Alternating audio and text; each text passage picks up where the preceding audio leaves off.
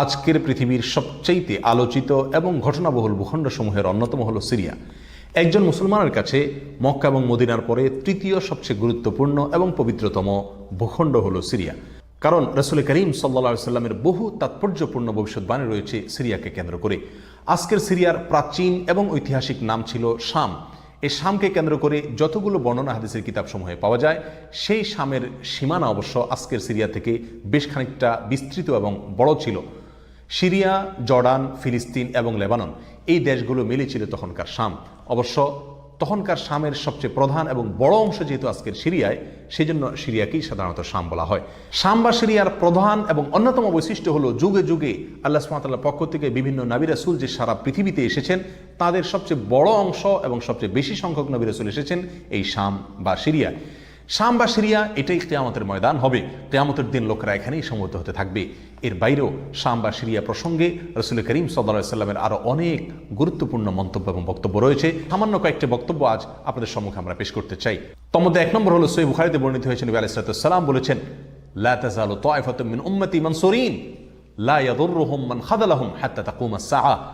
অর্থাৎ আমার উম্মতের মধ্যে একটা বিশেষ শ্রেণী, বিশেষ কিছু লোক থাকবে, একটা দল থাকবে যারা সত্যের পক্ষে লড়াই করতে থাকবে, আল্লাহর সাহায্য তাদের সঙ্গে থাকবে এবং তারা এই সত্যের পক্ষের লড়াইকে অব্যাহত রাখবে কিয়ামত কায়েম হওয়া পর্যন্ত।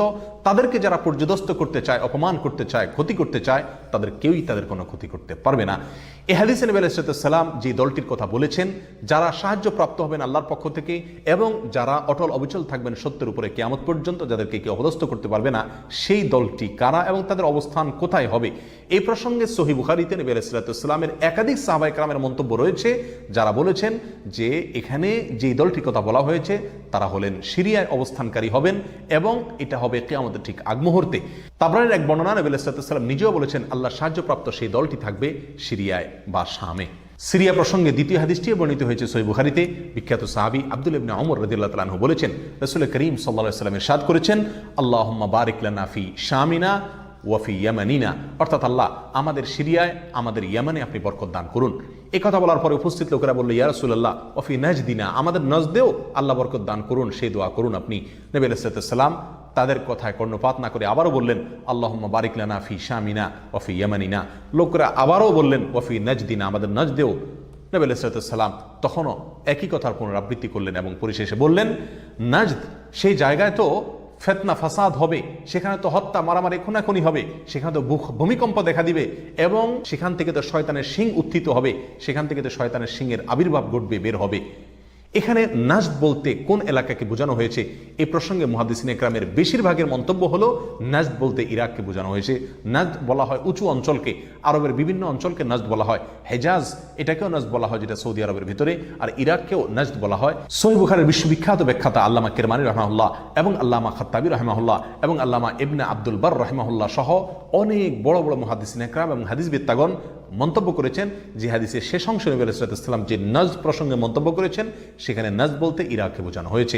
হাদিসের সবচেয়ে বড় সমাহার কানজুল উম্মালে আবু নাঈমে বর্ণিত নবী আলাইহিস সালামের এক হাদিসে পরিষ্কারভাবে নবী আলাইহিস সালাম নিজেই বলে দিয়েছেন এখানে নাজদ বলতে ইরাককে বোঝানো হয়েছে। যাই হোক, এই হাদিস থেকে আমরা বুঝতে পারলাম বরকত নবী আলাইহিস সালাম চেয়েছেন আল্লাহর কাছ থেকে এই শাম বা সিরিয়ার জন্য। তাহলে এই শাম বা সিরিয়া এটা গুরুত্বপূর্ণ একটি জায়গা এবং নবী সাল্লাল্লাহু আলাইহি ওয়াসাল্লামের কাছে খুবই প্রিয়, আল্লাহর কাছে খুবই তাৎপর্যপূর্ণ একটি ভূখণ্ড। তৃতীয়ত যে হাদিসটি আমরা এই প্রসঙ্গে পেশ করতে চাই, সেটি বর্ণিত হয়েছে সুনানে আবু দাউদে এবং মুসনাদে আহমদে। নবী আলাইহিস সালাম থেকে বর্ণনা করেছেন আব্দুল্লাহ ইবনে হাওয়ালা রাদিয়াল্লাহু তাআলা আনহু, তিনি বলেন যে রাসূল করিম সাল্লাল্লাহু আলাইহি ওয়াসাল্লাম আমাকে বলেছেন, দেখো যখন তুমি দেখবে যে খেলাফত পবিত্র ভূমিতে অবতরণ করেছে, নেমেছে, এসেছে, প্রতিষ্ঠিত হয়েছে, তখন তুমি ধরে নিবে যে কিয়ামত খুবই সন্নিকটে এসে গেছে। এ হাদিসে নবী আলাইহিস সালাম পবিত্র ভূমিতে যে খেলাফত অবতরণ করলে কিয়ামত নিকটবর্তী এটা বোঝা যাবে বলেছেন। এখানে পবিত্র ভূমি বলতে তিনি কি বুঝিয়েছেন, এই ব্যাখ্যা প্রসঙ্গে প্রায় সকল মুহাদ্দিসিনে কেরামের অভিমত হলো নবী আলাইহিস সালাম এখানে সিরিয়াকে বুঝিয়েছেন। আগে এবং পরের আলোচনাকে পর্যালোচনা করলে সেটাই পরিষ্কার হয়ে যায়। সিরিয়া প্রসঙ্গে চতুর্থ যে হাদিসটি আমরা পেশ করতে চাই, সেটি সুনান তিরমিজিতে বর্ণিত হয়েছে। সেই হাদিস থেকে বোঝা যায় নবী আলাইহিস সালাম সিরিয়াকে গোটা মুসলিম বিশ্বের জন্য হৃৎপিণ্ড হিসেবে অভিহিত করেছেন, মন্তব্য করেছেন।